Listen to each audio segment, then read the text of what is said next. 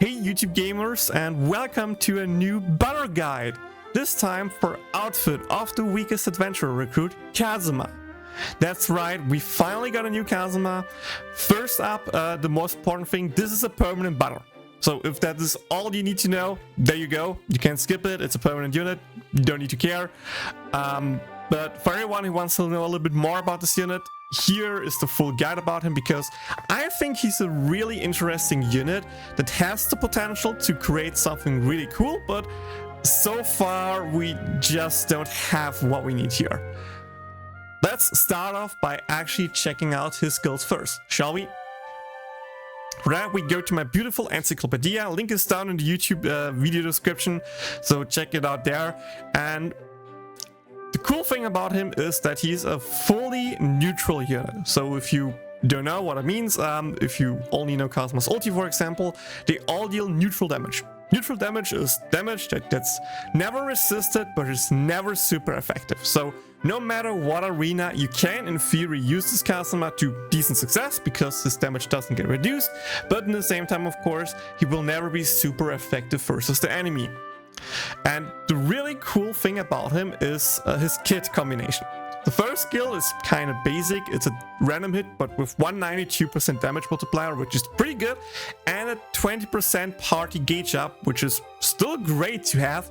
And then we come to this really interesting skill, his second skill. It's a physical single target skill that deals up to 179% damage if you are above 70% HP. And he applies a tier 2 neutral damage buff to your whole team. That's right, another tier 2 team-wide damage buff. And with that, he is the perfect catalyst to make a full neutral teamwork. But based on what I said at the beginning, here lies the big problem. He is so far the first and only true neutral unit that we have. There would have been one really great unit that worked with him, which is Wolverine Darkness, because she has a counter which is neutral damage. She of course deals neutral damage from her ulti, and she has pretty much only one damaging skill that is not her basic, which is water damage. So yes, this skill doesn't get any boosts, but her ulti would get boosted, her basics would get boosted, and her counter damage would get boosted. And with that, you can just slot any good third unit in there with like a neutral ulti that deals damage and buffs, aka for example Lisa, and you have a really solid team that can deal a lot of damage, and actually in the current arena in JP was used to decent success by just having neutral damage and working with that. So I really think he's an interesting unit, but with that I kind of need to address the room with the elephant, the elephant in the room, and that is his tier list placement. Because if you checked the tier list before or not, you know the different tiers, and we don't see Kazuma, we don't see Kazuma, we don't see Kazuma even in the sub-tier list, we don't see him in the worst sub-tier list. That's right, he got a new place in the tier list, which is the neutral tier list, because you've probably seen it before in the character rating. He has a rating of question mark, because I don't know how I should rate him. He's always great in arena, but he's never the best option, he's never the worst option.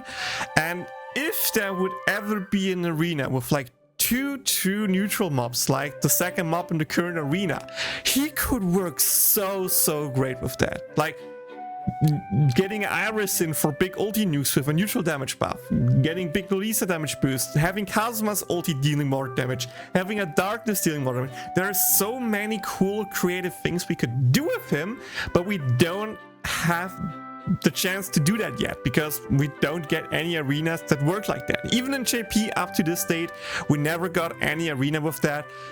So arena wise, I don't think he has any value whatsoever. Thanks to that, unless you really have like no good team for an element and you can just slot in a neutral team and make it somewhat work.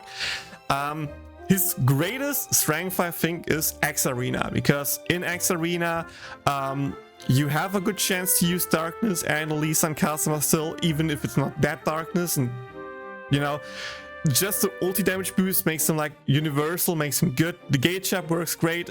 So the moment we have actually a darkness that provides gauge up and CDR, or we have another Lisa that provides some kind of CDR, you have a bread and butter team that can just spam ultis, have ulti damage boosts all the time, and just roll over the enemy.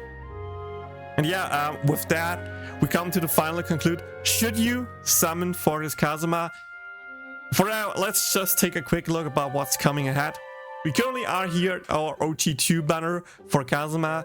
We will get 2.75 anniversary, 2 fast units coming up the next banner, so they seem to be a good pull. Then we have Santa 4 with Christmas, Aqua, and Comic, who 2 really good lightning damage units, and you know, no Misaka, so any new lightning damage unit is potentially really great. And as you can see here, we get a new light damage buffer, we get a new Rashford unit, we get some bonus gauge up, we get some CDR. Like, these 2 alone make a really solid lightning team, especially with the new comic ulti buffs, you know.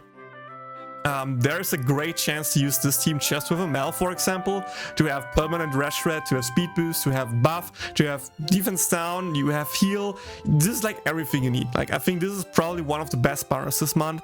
And right after that, we get another Santa banner, this time sadly a single banner unit, but it's a really good Lisa. Not only has she gauge up, she also has AoE Rashford, and if you know one thing about Lisa, it's that her ultis are amazingly good. Like, Elisa is so strong partially to her ultis, and this Elisa is just so versatile with that kit, because pretty much every arena where you need an AoE Rashford unit, you can just slot it in Elisa. She provides a little bit of gauge up, she provides CDR, she has her good ulti with that, she can buff your whole team and even heal your team or slow the enemy down, and then you can just slot into other damage units. One of them should have a speed boost, of course, but just like that, you have a really good team for pretty much every element. I'm not sure how well she will be without our other AoE Dark units, aka Maple from the collab that we skipped, aka Boffery.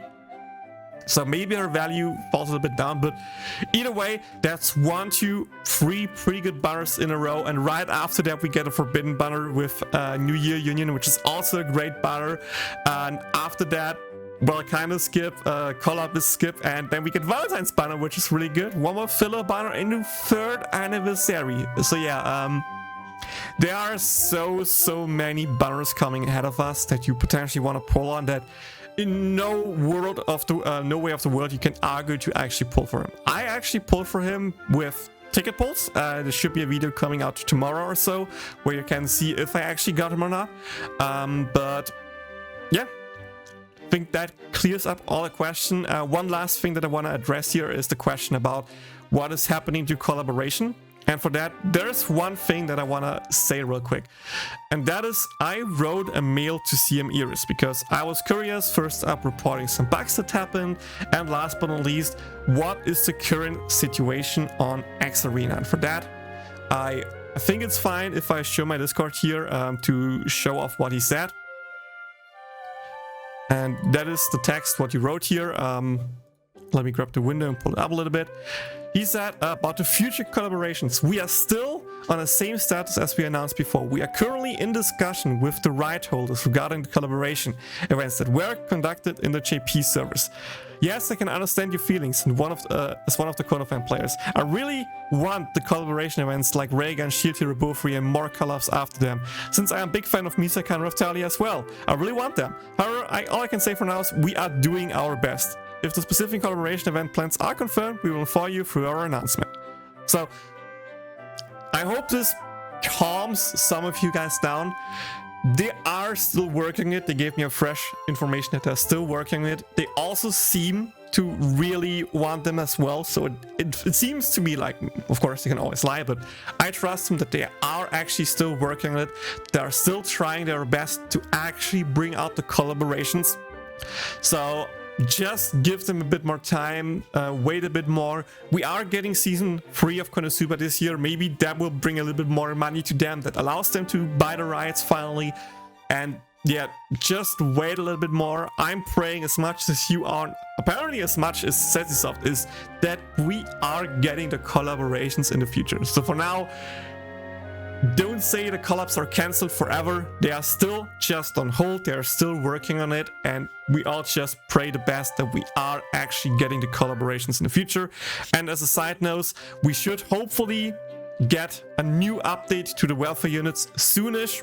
Was really great because the last update was around the 2nd anniversary, and we're close to the 3rd. I'm just waiting to exchange the one Kazuma that I'm missing, and the panel mission bug that, you know, some counters like skipping X Arena only gives you 1 attempt instead of 3 should all hopefully be fixed with the recent update.